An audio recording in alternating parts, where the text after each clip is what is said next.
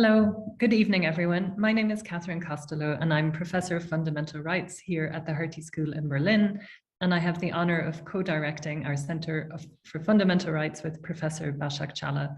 It's my great honor and pleasure to welcome you all here this evening.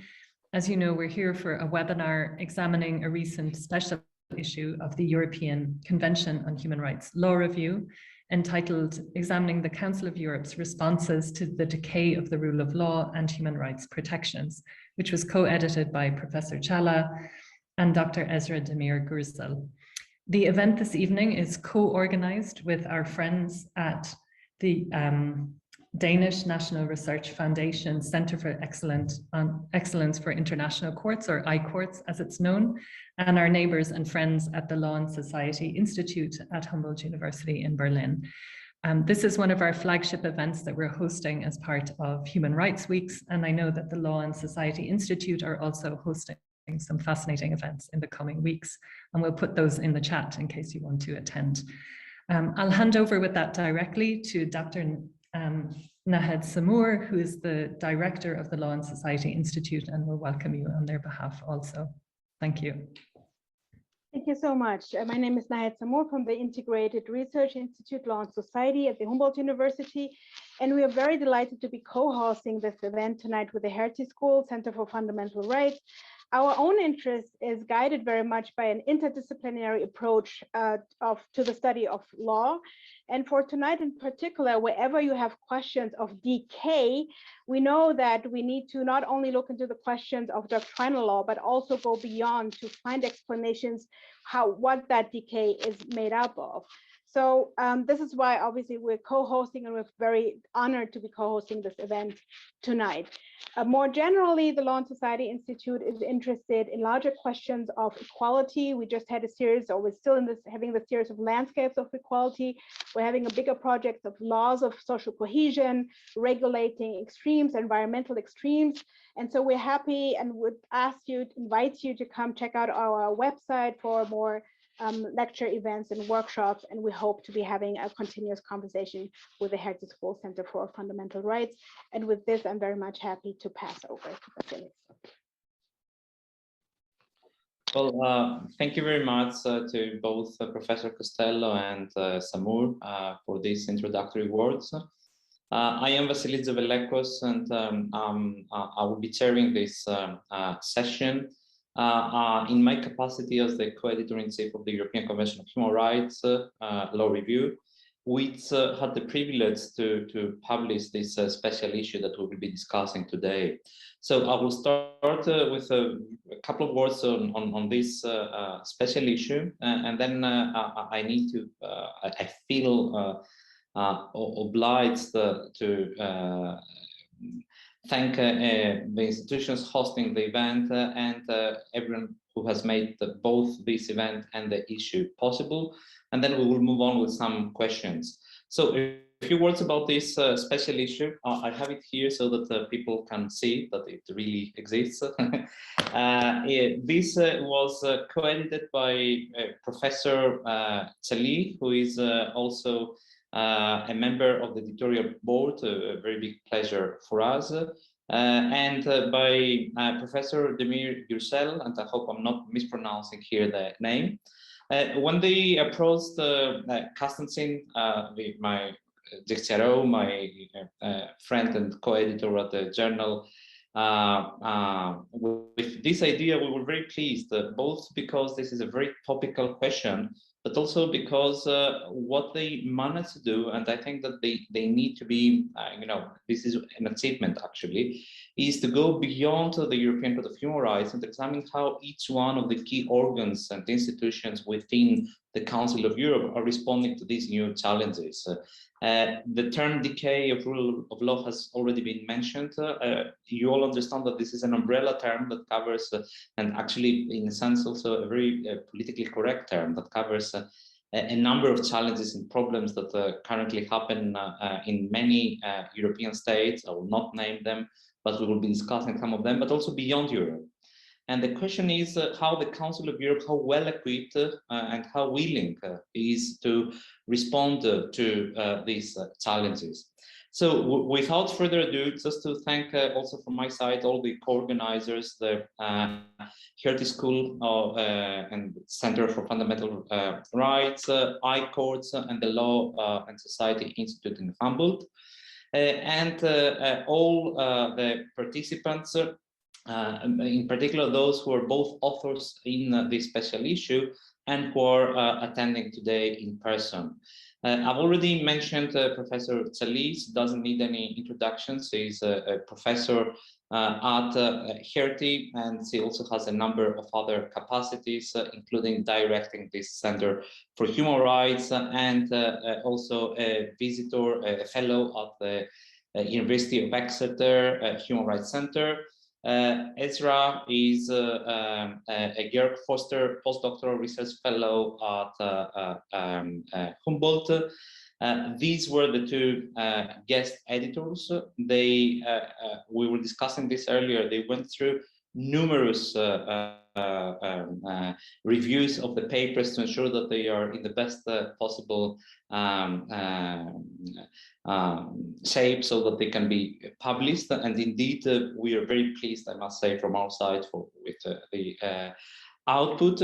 And then we had a number of authors. Unfortunately, Professor Michael Rasmussen Madsen, who is the director of I-Courts, is unable, or because of unforeseen circumstances, to be here with us. The same applies with regard to Ms. Anne-Catherine Speck. However, I think that Başak and Esra will be able to cover this gap. They know these papers, so they will be able to answer some of my questions with regard to these papers as well. And then just the last point is that Michael Madsen wrote on the European Court of Human Rights and how it can respond to these new challenges, pointing to the direction of self-restraint and judicial diplomacy, among other types of reaction. Dr. Emre Turkut, who is a postdoctoral researcher at Hertie, researched the practice of the Venice Commission, in particular regarding Turkey, Poland, and Hungary.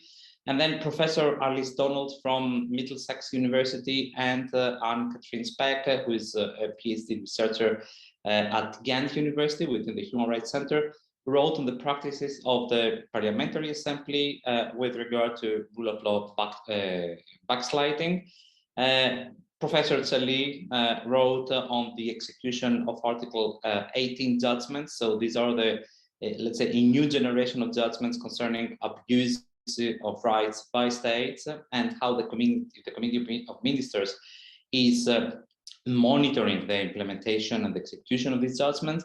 And then finally, Demir-Gürsel, Esra, wrote on the role of the former Secretary General of the Council of Europe, in particular with regard to the question of the annexation of Crimea by Russia.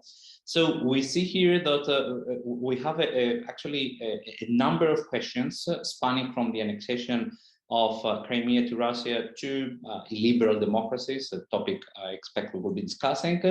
And we have also a panorama of the practice of various institutions and actors within the Council of Europe. So this was the idea of this very well executed special issue project. From my side, just to say that we're very pleased and happy with the outcome, and we consider that it's a privilege to be published with the European Convention of Human Rights. So I would like to thank again, in particular, the two guest editors.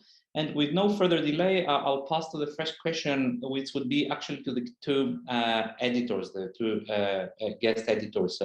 So how this special issue came about, what was the idea behind it, and how it evolved as a progress, I presume, because from my experience, you start with an idea and then it evolves. So.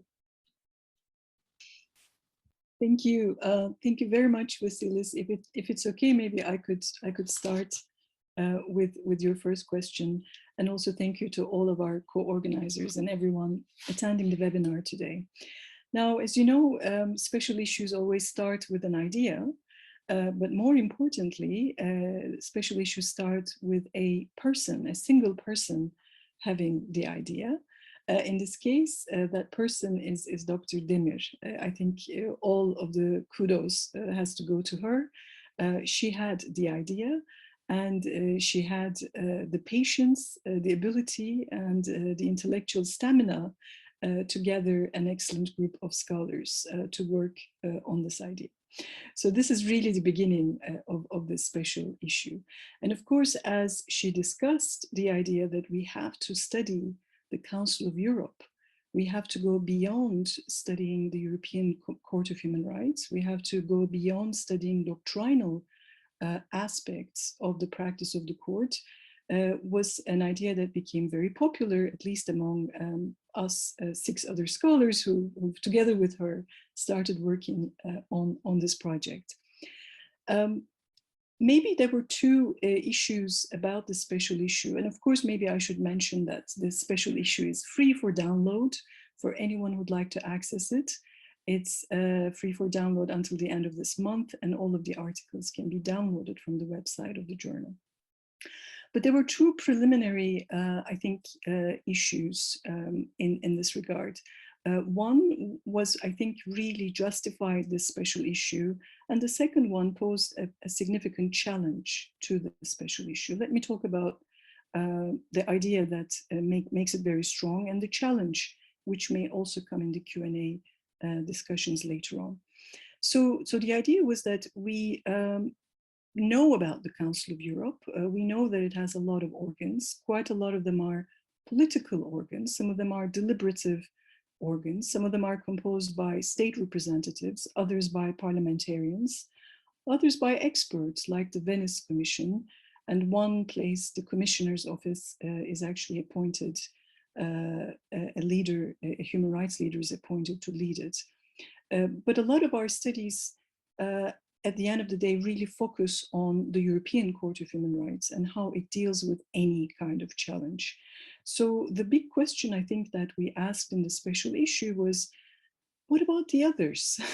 So what is the big picture, especially when the challenge that is to be dealt with is the decay of rule of law and human rights protections, and this challenge being the mandate of every single organ of the Council of Europe.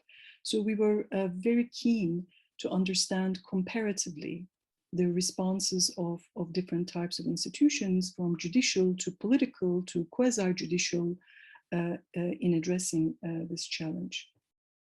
But perhaps we also had a major difficulty. What does one mean by the decay of rule of law?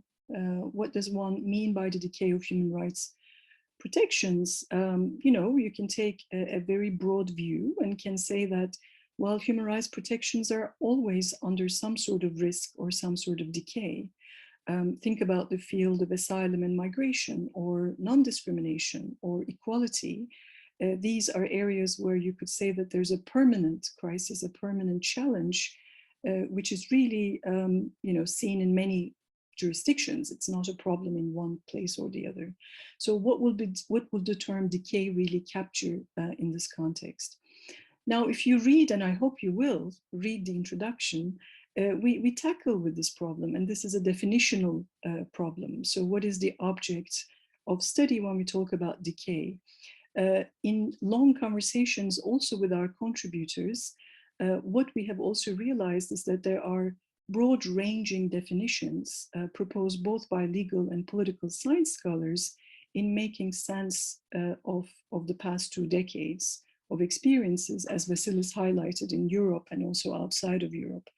Some of these terms point to concepts like rule of law backsliding or democratic backsliding, really trying to identify that there's a retrogression of gains made. Some, like the paper of Michael Metzen, talk about consolidated and non-consolidated democracies, saying that there's a difference in the quality of the democracy projects in many parts of the world. Whereas others sort of point to the decay of rule of law having very different features. Some of them are populist decays, others are authoritarian decays. Some of them are authoritarian, populist, and and decay. So there's a lot of interesting discussions about how to qualify what in what contexts.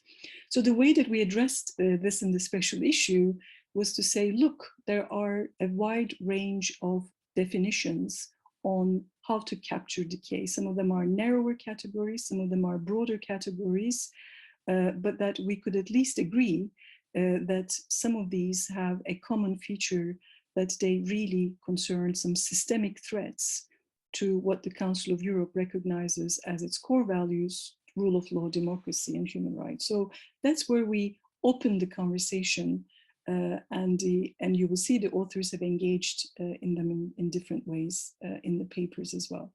But I'll pass it on to Esra to talk more about the journey itself and why she had such a strong sort of intellectual drive to start it and then actually bring it to an excellent fruition as well. Thank you very much for your kind words, Başak. I'm really humbled and honored. And also thanks to the ECHR Law Review for making this possible, and all the authors and organizers of this event, actually. I have only one brief note to add about the idea we had with this special issue, what Başak already had said. I think we also wanted to map the responses of different Council of Europe organs to understand what they disclose altogether. This was one of our motivations, because the responses of the Council of Europe's organs to the emergence or the entrenchment of policies that were incompatible with the rule of law and human rights were not only weak or late, but also inconsistent and uncoordinated. While some of the Council organs strongly and swiftly criticized developments, others have remained timid, cautious, slow, and diplomatic.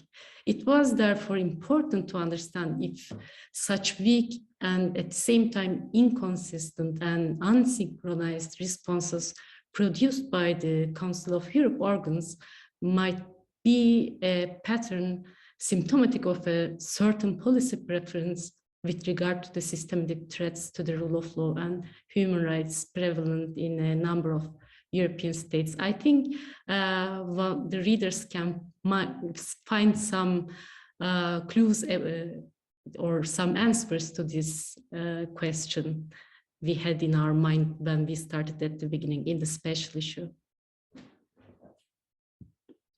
Well, teşekkürler both Esra and Başak. Actually, I would keep three important points from what you said. First of all, that this idea of a common denominator with regard to decay and how to conceptualize this, and the idea that there is a common minimum threshold which concerns systematic threats to the values, the core values of the Council of Europe. The second one, and I would fully agree, indeed there is a gap in the literature, and spot on. I think you identified this very well, because we tend to all focus on the major players such as the European Court of Human Rights, but the Council of Europe is a much broader system. And the third point is that within this system you have a variety of actors which are different, in a sense, animals, some of them more political, some of them representing people, some other representing governments, etc. And the idea, or the point about the inconsistency in the practice of these institutions within the Council of Europe, although they operate under a common umbrella. And having made this point about the different animals, a follow-up question, and I think this I can open it now to all the authors who contributed to the volume, is what are the key tools that the Council of Europe organs have to address this decay of rule of law? In particular, with respect to the organ or the institution within the Council of Europe that each one of you respectively wrote about. I think we could take any order you prefer. Maybe we could start with Emre, maybe this time. Emre, would you like to go first? Thanks so much, Vasilis. I mean, it's a pleasure to take part in this webinar. and to have a paper in this really important special issue. And I want to thank Başak and Esra for their kind invitation again. Well, just the starting point on the Venice Commission. So my paper, as you mentioned, focused on the Venice Commission responses to the rule of law backsliding in Turkey, Hungary, and Poland. Again, its starting point would be that because Venice Commission is little known to the general public, Venice Commission is the advisory body of the Council of Europe on legal and constitutional matters, and it was established in 1990 when many Central and Eastern European countries were actually transitioning to democracy from communism.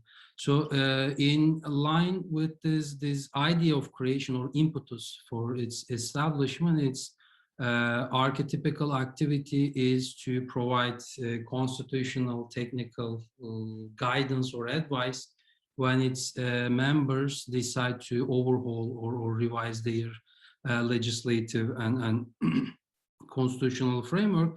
And the Venice Commission does this activity or mandate through producing first and foremost through expert opinions. In that expert opinions on draft constitutions, amendments, as well as other legislative pieces, so that they adhere to the pillars of the Council of Europe, and they adhere to rule of law standards and democratic principles. Well, these opinions are drafted upon the request by its member states, which stands at 62 right now, and Venice Commission has member states from 3 continents of the world, like 47 Council of Europe member states, plus 15 other countries all over the world. And these draft opinions, these opinions can be also requested by other Council of Europe organs, such as the Parliamentary Assembly, Council of Ministers, Committee of Ministers, and the Secretary General, as well as other international organizations like the European Union. Well, in addition to this expert in that opinions, the Venice Commission also produces a wide range of outputs, such as studies, amicus curiae briefs, reports, and guidelines. But again, in the paper, I have traced the Venice Commission responses only in expert opinions. Thank you very much. And then maybe Esra, would you cover your paper and the other one you will be covering as well? Okay, thank you very much. My paper has addressed the responses of the Secretary General of the Council of Europe, and the Secretary General is the political head of the organization. In the early years of the Council of Europe, it is noted that the Secretary General's role was limited to secretarial and administrative functions, but over time, their political and representative functions have significantly expanded. First of all, the Secretary General may address rapidly unfolding threats to the rule of law and human rights by way of public statements or letters to the governmental bodies. They can also provide the states with the assistance of the other Council of Europe bodies. For instance, they can, as Emre noted, they can ask the advisory opinions from the Venice Commission, and also under Article 52 of the European Convention on Human Rights, the Secretary General has the power to request from the member states to submit explanations as to how their domestic laws ensure the effective implementation of the convention. But maybe more importantly, the Secretary General is also able to communicate and negotiate with the state agents directly, and also with other relevant political actors. Likewise, the Secretary General is responsible for, and for that matter also capable of ensuring the coordination of the work of the other Council of Europe organs. And also, I think this powers vested with the Secretary General to coordinate the work of the Council of Europe organs and to communicate with the member states directly, turn the office of the Secretary General into a crucial actor and organ within the Council of Europe in shaping how the Council of Europe as a whole responds to the threats to the rule of law and human rights. And let me also explain briefly the tools available to the Parliamentary Assembly to respond to such threats on behalf of Alice Donald and Catherine Speck, because they are not among us today, unfortunately. As the paper shows us, in principle, the Parliamentary Assembly can resort to tools ranging from the reopening of full monitoring to holding urgent debates or to sanctions such as the suspension of a delegation's participation or representation rights, or the non-ratification of a delegation's credentials. As a last resort, also, the Assembly can propose to the Committee of Ministers the expulsion of the state concerned. In 2019, however, the Assembly has changed its rules of procedure and has given up some of its sanctions, but a new complementary procedure requiring coordinated action on the part of the Parliamentary Assembly, the Committee of Ministers, and also the Secretary General in considering sanctions has recently become operational. As indicated by Anne and Alice in their paper, it is questionable, however, this new procedure will increase the coordinated action on the part of these different Council of Europe organs, or whether it will make it more difficult for the Parliamentary Assembly to use it as sanctions in the future. Thank you. Thank you so much, Esra. And maybe, Başak, your approach on the Committee of Ministers, but maybe before that on the European Court of Human Rights, so the judgments it delivers and then how they can be executed. Yeah, thank you, Vasilis. I mean, I think the tools available to the European Court of Human Rights are quite well known.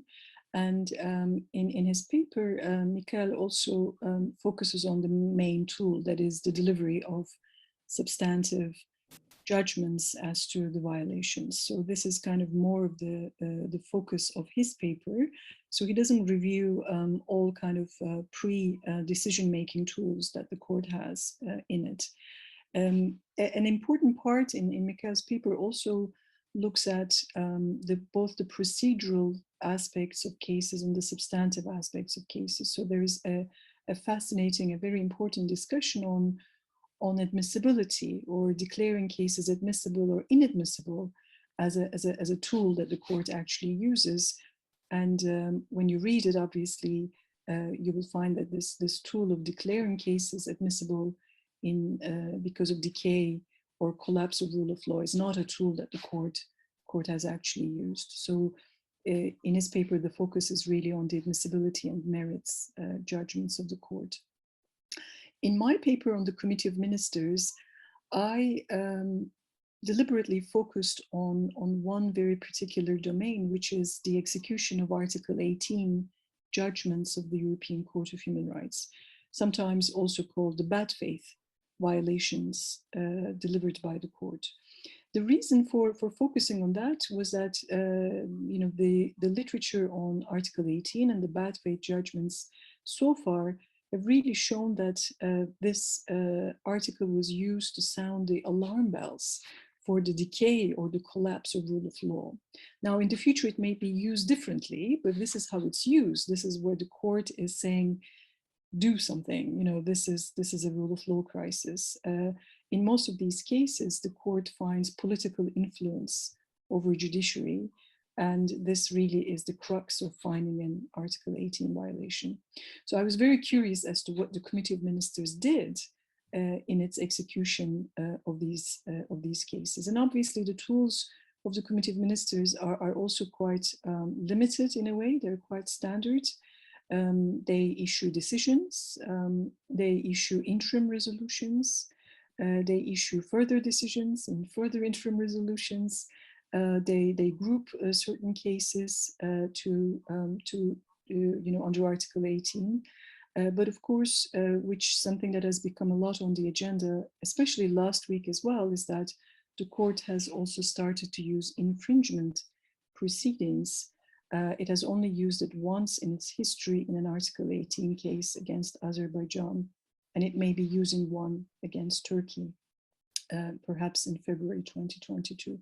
So those are the tools that I have looked at, and obviously, after all of these sort of soft tools of warnings and resolutions and further warnings and final warnings and what have you, you reach to a very odd place with the Committee of Ministers, because the other tools that it has is either request for suspension or expulsion of a member. So I think this is an interesting point as well, that it has either a lot of very soft tools, or all of a sudden, incredibly extreme tools at its disposal.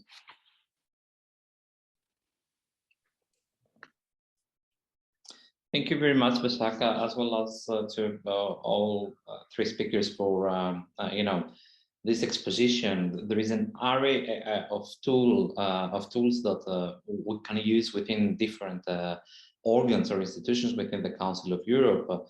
And the next question, I guess, would be, okay, we do have these tools. They have been designed, some of them by the member states, some other is because of the evolution of the practice of the institutions.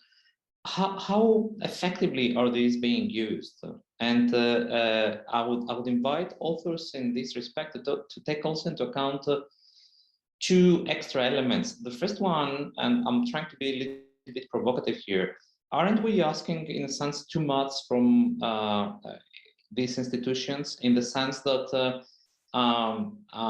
for instance, the next issue of the ECHR law review, we will have a number of small notes on climate change, which is another major crisis next to the decay of rule of law and human rights, etc. Then for each and every issue, we turn towards the European Court of Human Rights or the Council of Europe. How many crises can this system absorb and effectively actually address? And the second one is, in the end, those tools, including the instruments, including the European Convention of Human Rights, are just a number of words. If you would take this and you would apply it in an entirely different socio-legal environment, so you apply it in Africa or in Latin America, would we expect them to effectively fight the decay of the rule of law, etc.?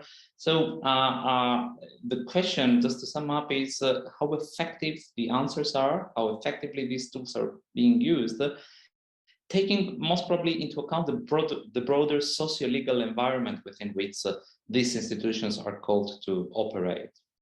So shall we start this time with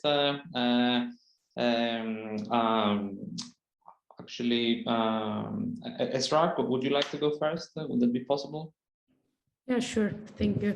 Yeah, first of all, maybe your last question. Of course, the European Court of Human Rights and all other Council of Europe organs are confronted with several simultaneous and different threats, big crises. But at the same time, the decay of the rule of law and human rights protections is something that the Council of Europe legitimizes its existence, actually. It is defined as a guardian against such developments historically.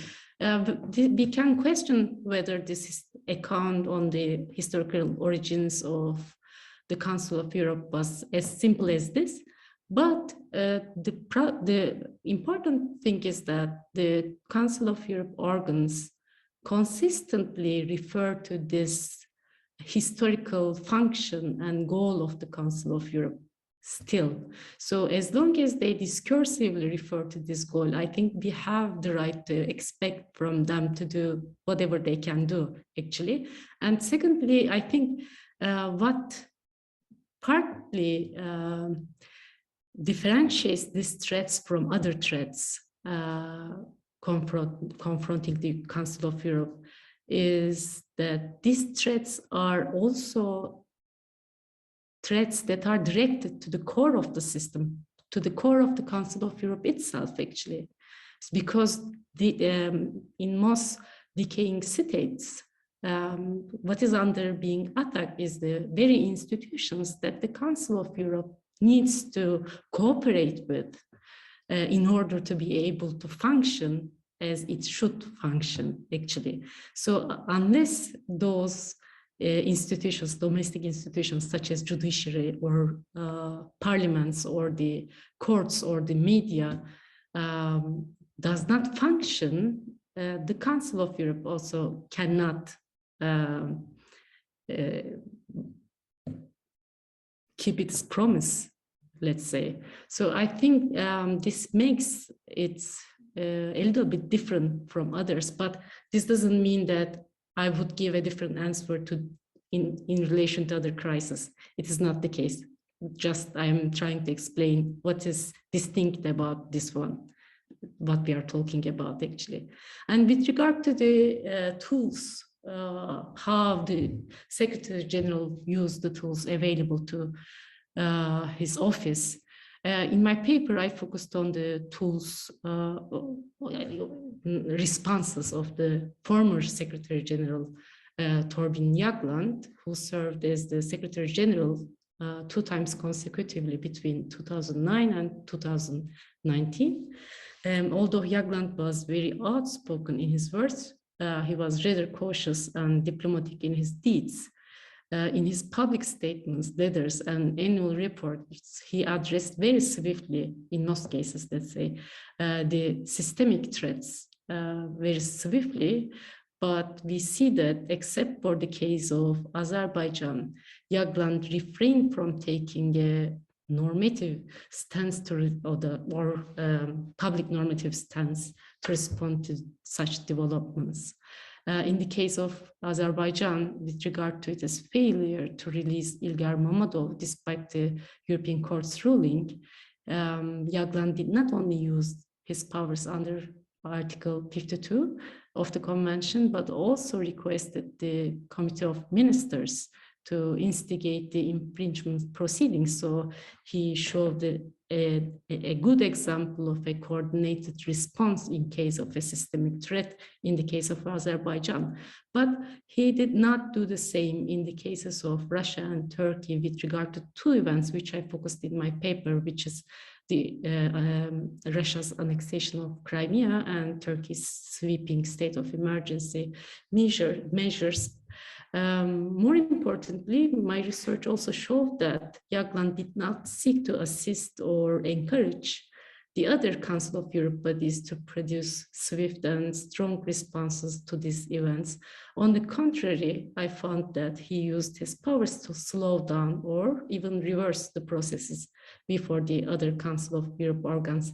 I focused on, in that sense, 2 organs, Parliamentary Assembly in relation to its responses to Russia, and the European Court of Human Rights in relation to its responses to Turkey. Maybe I can open with the questions what I found in relation to these 2 cases, but let me now go through the Ellis and Ann's paper briefly.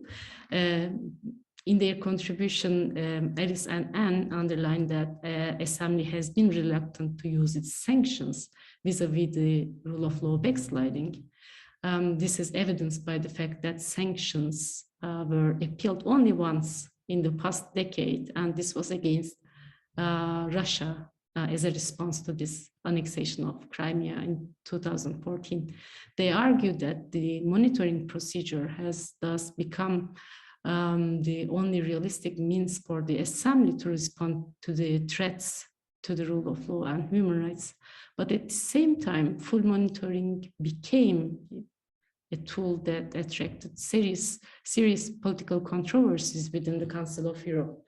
They analyzed the assembly debates with regard to the monitoring, with regard to Azerbaijan, Hungary, Poland, and Turkey, and they show us that the polarization within the assembly become very decisive in the decisions to open full monitoring or not to open. And as a result, in the case of Poland, the decision to reopen full monitoring could be taken only 2020, while no such decision could be taken with regard to Hungary, for instance. Thank you very much, Esra. And maybe Başak, would you like to be the next one to answer the question?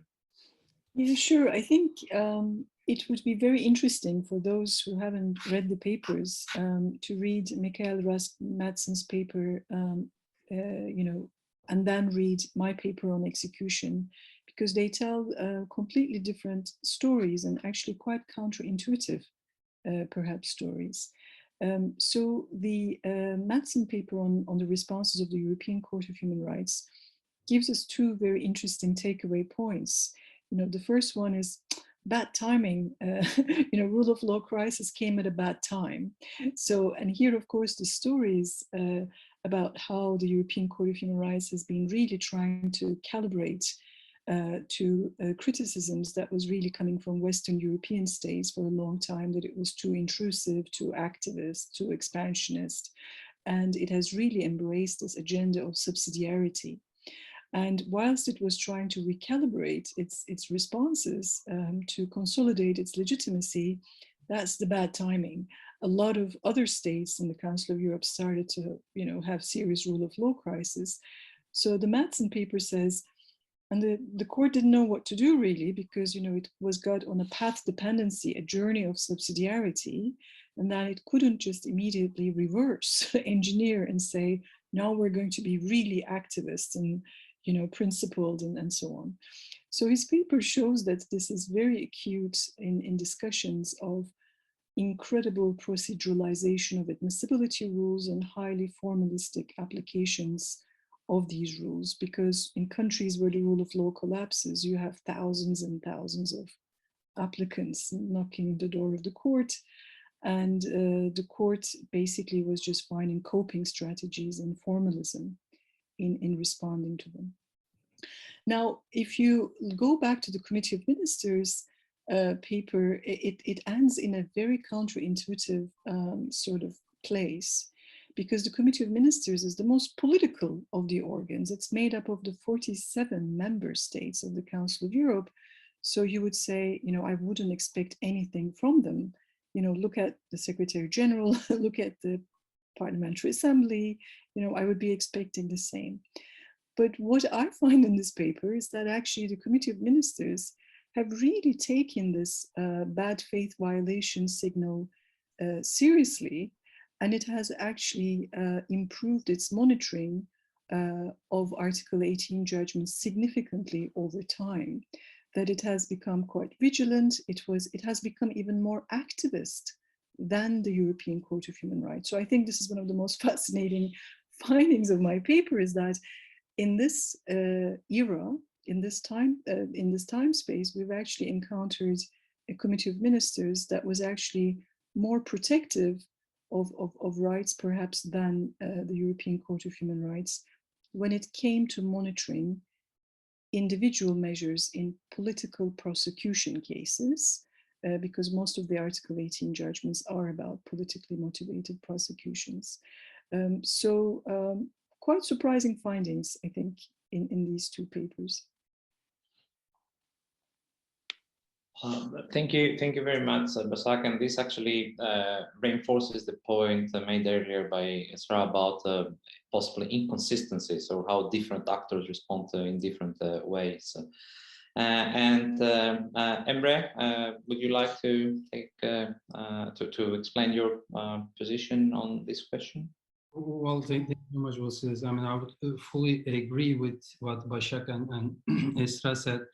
In this specific rule of law backsliding or crisis, the Council of Europe has failed to, have a coordinated approach and response to this. I mean, this is a long-standing debate that has been, happening over the past decade in Europe. Maybe the Council of Europe as an organ might have, failed the test, but I wouldn't say the same thing with regard to Venice Commission. In my evaluation of the Venice Commission responses, I would probably highly commend its responses, right? I mean, in my paper, I have taken a look at 26 opinions out of the total number of 37 issued in respect of Turkey, Hungary, and Poland. And these opinions have been drafted and published in average 5 to 6 months after they were requested. So it was most of the opinions came very timely. Maybe more specifically, I would want to tell you 3 things that makes the Venice Commission responses really important and really commendable. The first one would be the wide scope of its response, right?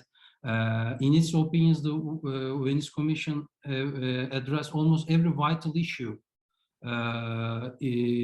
arising from the rule of law situations in these countries. The government's use of constitutional and legislative amendments, specifically targeting higher courts, their efforts, in fact, repeated efforts to meddle the organization and functioning of the judiciary, and the increased restrictions on civil society and media have been common themes of its opinions. Maybe the second thing that I want to mention in my evaluation of the Venice Commission responses is the breadth and depth of its opinions, right?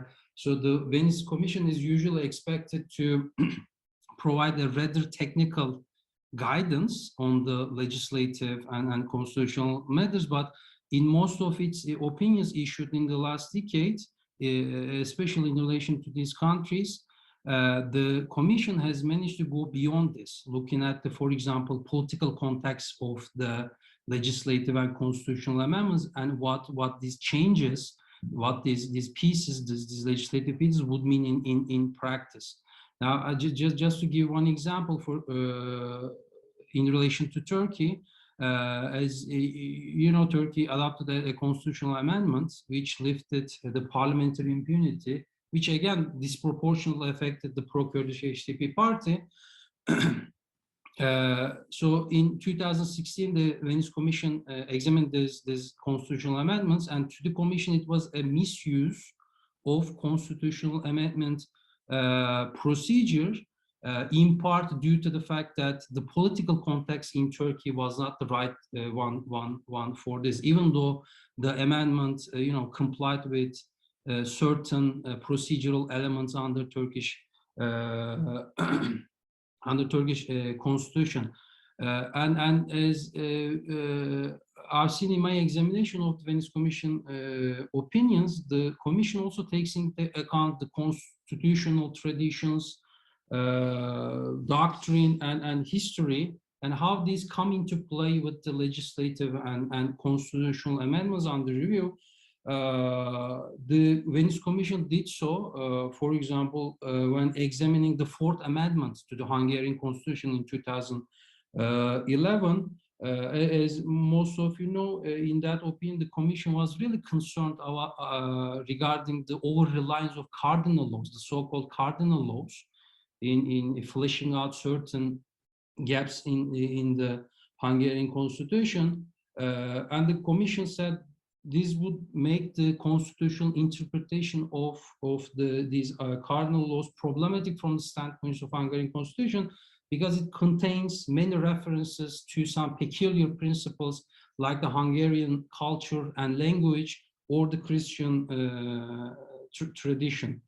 And perhaps most importantly, the final thing, the final feature that I could say regarding the Venice Commission response is that the Commission has been rather honest and forthright and in many instances called something what it is, right? I mean, just a brief, but really striking example would be Poland's so-called judicial reform in late 2016 and 2017, right? I mean, Polish government in that period adopted a number of laws which entirely reorganized the Polish judiciary, and the Polish government calls this a judicial reform. But the Venice Commission, in its opinion, in December 2016, had a quite different vision.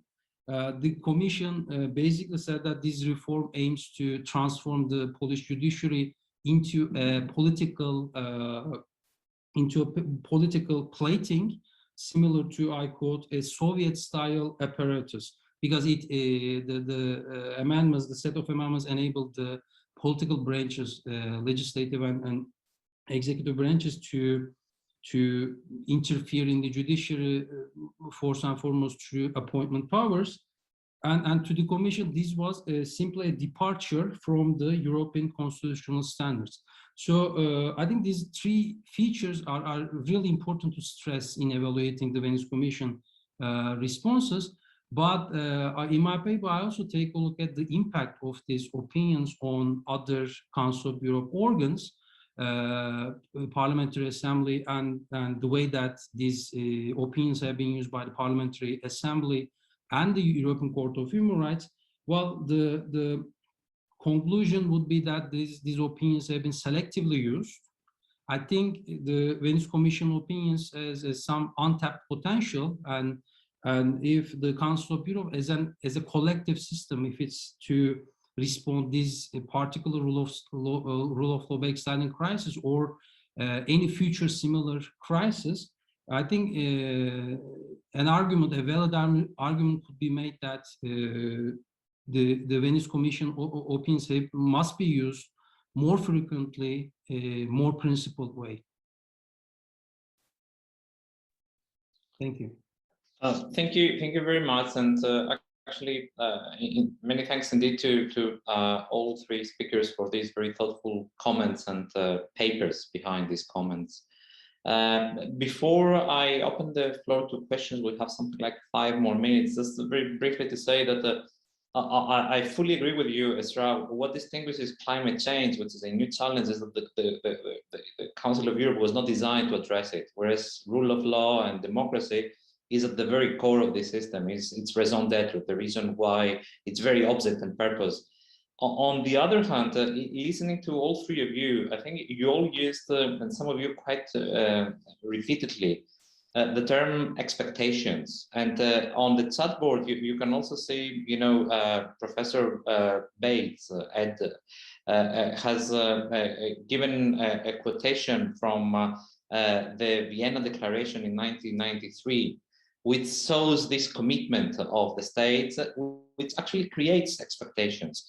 But then thinking of expectations, it came to my mind this old paper by Christopher Hill on EU external relations and foreign policy, the so-called capability expectations gap. And I think that we could discuss in those terms also with regard to the Council of Europe, because there are expectations, we all have high expectations, but then the question is, what is the actual capacity of the Council of Europe and of each one of its institutions that you are discussing in your papers? But I'll stop here.